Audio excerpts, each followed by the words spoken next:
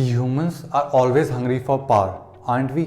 और यही same rule हम कंप्यूटिंग वर्ल्ड पे अप्लाई करने की कोशिश करते हैं और हर साल हम अपने प्रोसेसर्स की स्पीड बढ़ाने की कोशिश कर रहे हैं।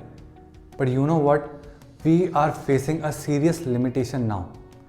क्या है वो limitation and how are companies working day and night to solve this problem? Let's find out.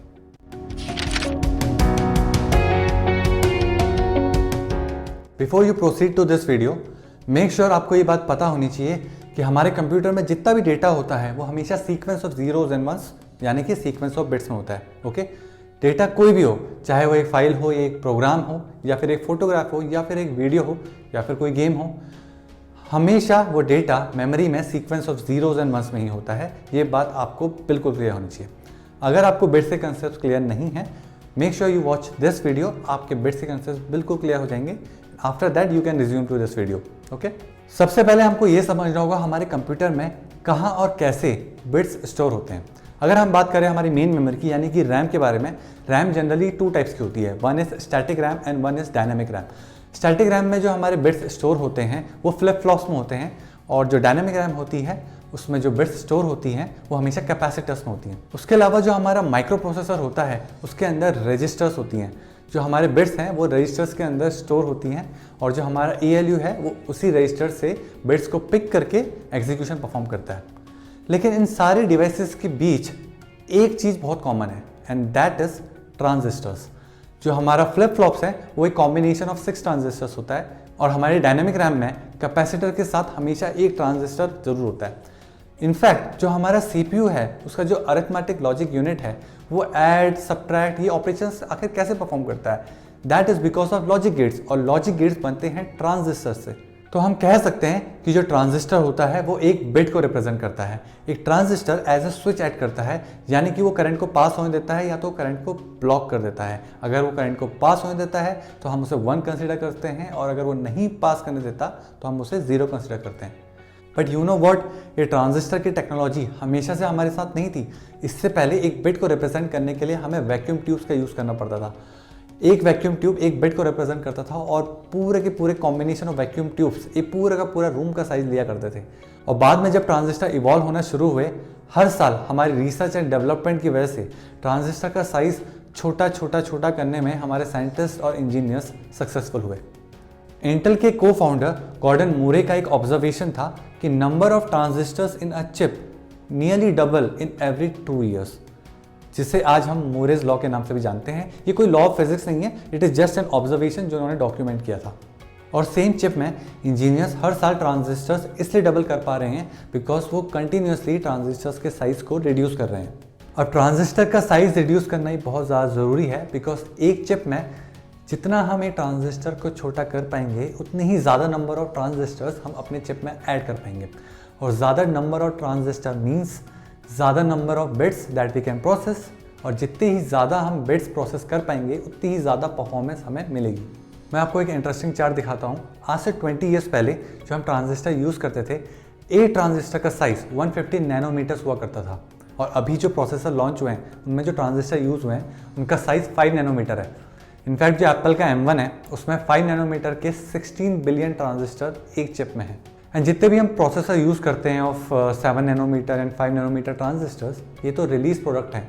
In fact in laboratories scientist have manage to reduce the size of a transistor equivalent to an atom.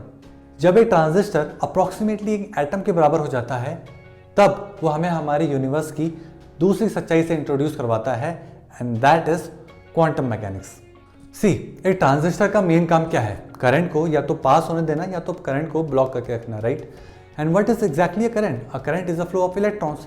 तो transistor का main काम है electrons को या तो block करके रखना या फिर इलेक्ट्रॉन को पास होने देना। बट जब एक ट्रांजिस्टर एक एटम के बराबर हो जाता है, then the transistor is not big enough to block an electron, और इस कंसेप्ट को हम बोलते हैं क्वांटम टनलिंग। इस केस में इलेक्ट्रॉन अपना जो बैरियर है उसको इजीली पास कर देता है, या तो वो जंप कर देता है या कहीं किसी रैंडम लोकेशन पर पहुंच जाता है, and that is the biggest problem when we continuously try to reduce the size of transistors. तो यहाँ पे हम नोटिस कर सकते हैं हम एक लिमिट पे पहुंच चुके हैं जिससे आगे हम ट्रांजिस्टर का साइज रिड्यूस नहीं कर सकते। और इस सेम क्वांटम प्रॉब्लम को सॉल्व करने के लिए scientist are looking for an alternative quantum solution to solve their problem, and that they are doing through with the help of quantum computers. तो समझने की कोशिश करते हैं क्वांटम कंप्यूटर को। See, quantum computing is an approach to solve a problem using quantum mechanics. एक classical computer यानी कि वो कंप्यूटर्स जो आप और मैं डेली लाइफ में यूज़ करते हैं, और एक क्वांटम कंप्यूटर में जो सबसे मेन डिफरेंस होता है वो होता है बिट्स का। एक क्लासिकल कंप्यूटर में जो बिट्स होते हैं वो होते हैं जीरोज एंड वंस। एक क्वांटम कंप्यूटर में जो बिट्स होते हैं वो होते हैं 0 1 एंड 0 और 1 एक साथ, जिसे हम बोलते हैं सुपरपोजिशन। सुपरपोजिशन को समझने से पहले हमें समझना होगा क्वांटम मैकेनिक्स। सी, क्वांटम मैकेनिक्स बहुत इंटरेस्टिंग है। क्वांटम मैकेनिक्स अगर आप समझने की कोशिश करोगे तो आपका जो यूनिवर्स को लेके जो पर्सपेक्टिव है वो चेंज हो जाएगा।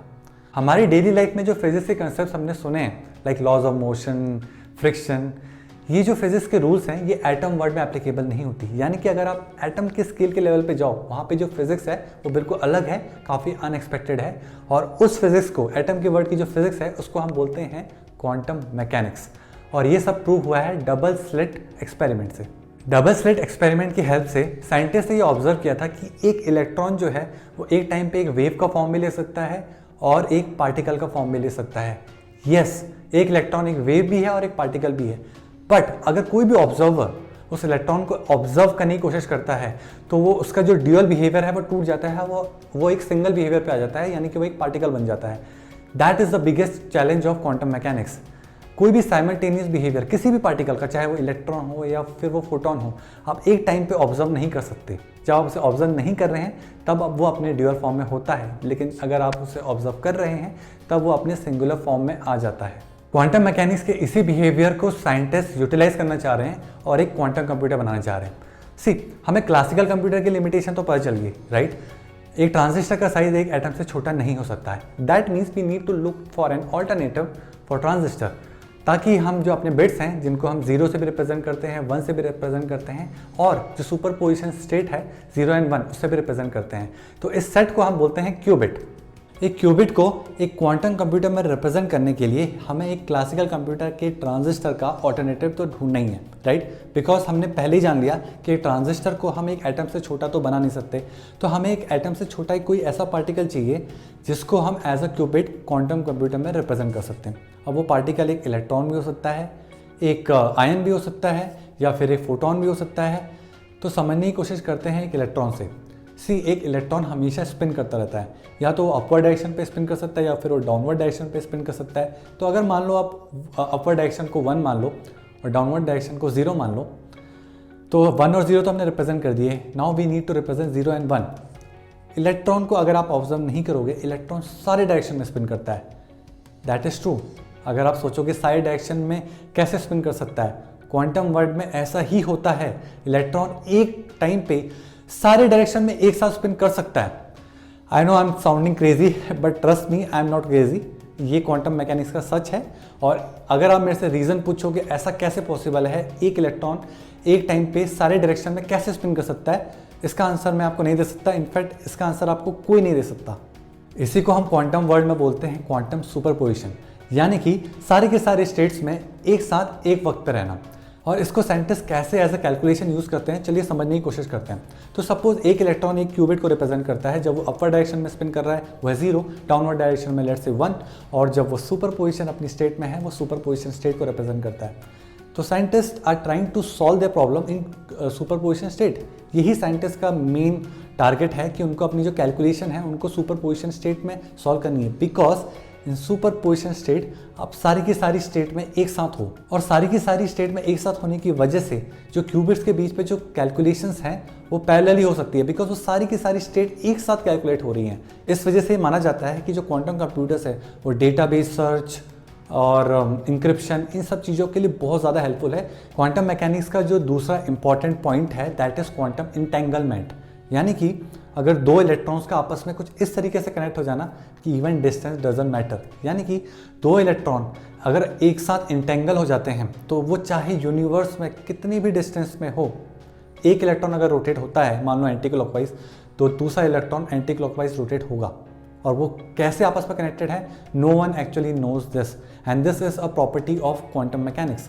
एल्बर्ट आइंस्टाइन ने spooky action at a distance का इसको नाम दिया था। बहुत सारी कंपनी जैसे गूगल, IBM, IonQ, हनीवेल दिन रात क्वांटम कंप्यूटिंग पे काम कर रही है, बट ये इतना आसान नहीं है। सी, इन कंपनीज का मेन टारगेट है इन्हें समहाउ सुपर पोजिशन स्टेट में कैलकुलेशन परफॉर्म करनी है। बट जो सुपर पोजिशन स्टेट होती है वो बहुत ज़्यादा सेंसिटिव होती है।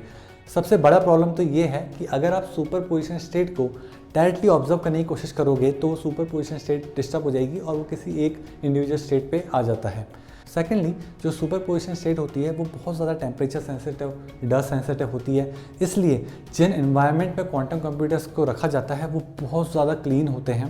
एंड जो टेम्परेचर क्वांटम कंप्यूटर का मेंटेन किया जाता है दैट इज़ -273 डिग्री सेल्सियस, मतलब is much much colder than even the space.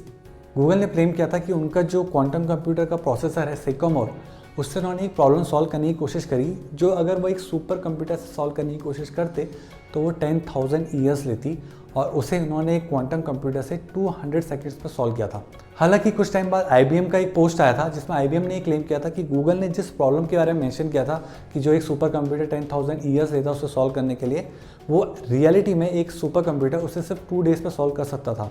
And according to IBM, quantum supremacy की करंट डेफिनेशन ये है जब एक प्रॉब्लम को एक क्वांटम कंप्यूटर ही सॉल्व कर सकता है, एक सुपर कंप्यूटर सॉल्व नहीं कर सकता। तो जितने भी अलग अलग कंपनीज हैं जो क्वांटम कंप्यूटिंग के सैंपल्स बना रही हैं, जैसे IBM हो गई या IonQ हो गई है, इन्होंने अपने क्वांटम कंप्यूटिंग के सैंपल्स के क्लाउड एक्सेस भी प्रोवाइड करने शुरू कर दिए, जैसे IBM क्लाउड हो गया या IonQ क्लाउड हो गया। इनफैक्ट अमेजॉन ने भी अपने अमेजॉन वेब सर्विसेज में एक सेक्शन लॉन्च किया है, अमेजॉन ब्रैकेट।